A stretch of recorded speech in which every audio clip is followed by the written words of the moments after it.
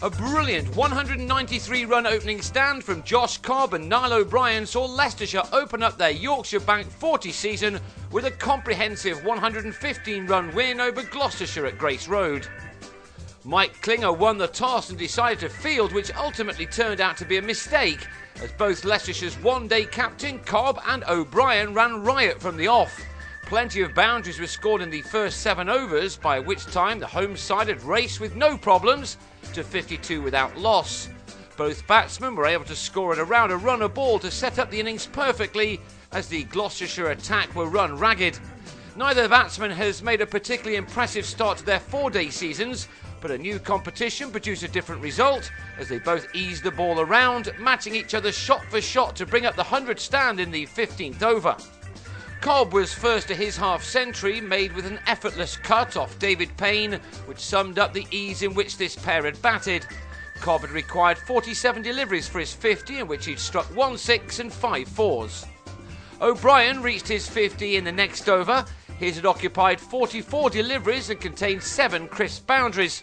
Leicestershire could hardly have wished for a better start to their Yorkshire Bank 40 campaign. Yet things got even better for them. Now really well set, O'Brien struck Ed Young for a 6 as this pair really started to pick up the rate. At the halfway stage of their innings, the total read 142 without loss and a massive score looked on the cards. O'Brien moved ahead of Cobb and rushed to his 100, which he reached with the 12th 4 from his 79th delivery. He thought he'd given it away on 98, so his relief was evident from his celebration. Gloucestershire had to wait until the start of the 27th over for their first success, by which time the Foxes had posted 193 for the first wicket. O'Brien was the man out for a brilliant 104, finally going when he skied Benny Howell to Graham McCarter. Cobb was still there on 81, and a maximum of Chris Dent now took him too into the 90s. With a dozen overs remaining, Leicestershire now had 212 runs on the scoreboard, and a total of 300 plus looked likely. But to their credit, Gloucestershire came storming back. Ramnaresh Sarwan was bowled by McCarter for 8. Before Cobb also celebrated his 100 with his 8th 4 to go with 3 6s. He'd been at the crease for only 89 deliveries and he'd given his side a great chance of starting off that campaign with a thumping win. With such a start, the rest of the Leicestershire batsmen had licence to throw the bat, but they lost their way a bit as they did so. Ned Eckersley used a long handle off Howell, but only found Klinger in the deep. Cobb finally fell in the next over, the 34th. For once he couldn't clear the rope and was snatched up by Will Gidman to depart with 107 runs to his name. Payne then yorked Shiv Thakur to end the 35th over with the home side on 248 for 5, and that 300 looking a little more tough to reach. Especially as the wickets just kept on coming. Michael Thornley scooped McCarter to Ian Cobain. Matt Boyce threw the kitchen sink at this ball from Payne and was held by Young.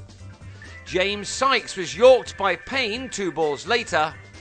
And in the final over, Rob Taylor drilled Young out to Cobain at long off, before the innings ended with Alex Wyatt being run out halfway down without facing a ball. The Foxes had made 288 for 9, not as many as they may have expected, but a superb effort nonetheless. And it proved to be way too much for Gloucestershire once they lost Hamish Marshall to the 9th ball of their reply, LBW to Robbie Williams for a single.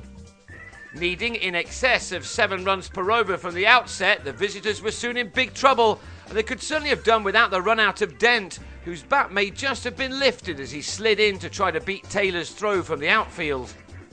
Gloucestershire were 3 down with only 24 runs on the board in the 5th over when Alex Gidman edged a cut off Wyatt behind. Klinger had scored a match-winning ton in the championship game between these two sides, but he made only 15 this time when he called Howell through for a sharp single, but was beaten just by Boyce's accurate throw. Leicestershire were on fire in the field and with the ball, and they had their opponents 5 down as Howell sliced Williams to Thornley to go for 10 at 44 for 5. Game over. The rate required was now touching 8.5 runs per over, and then Cobb bowled Cobain with a ball which turned a little. Debutant Gareth Roderick was next to go for 27, also having his stumps knocked back by Cobb, who was having a sensational match, becoming only the 4th Leicestershire player to score a century and take 3 wickets in the same List A game.